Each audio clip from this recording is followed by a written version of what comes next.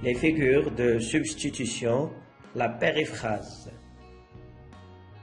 Observez ce vers de Victor Hugo. Demain, dès l'aube, à l'heure où blanchit la campagne, remplace l'aube désignée par l'une de ses caractéristiques, la blancheur. Donc la périphrase consiste à remplacer un mot par une expression, que ce soit une proposition relative, un complément de nom ou des adjectifs, qui en précisent le sens ou qui lui ajoutent un détail particulier. C'est Aimon, le fils de Créon. La périphrase permet d'éviter la répétition. Par exemple, Macron a visité les USA, le président de la République française est reçu à la Maison Blanche. On a visité l'Égypte, le pays des pyramides nous a tellement fascinés. La périphrase permet également d'apporter des précisions, de donner des informations.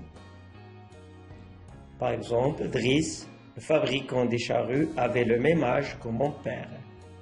France, le pays de la tour Eiffel.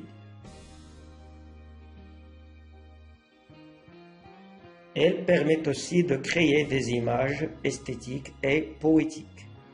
Par exemple, au prince de l'exil, Satan. L'astre au front d'argent, la lune. Certaines périphrases sont devenues célèbres.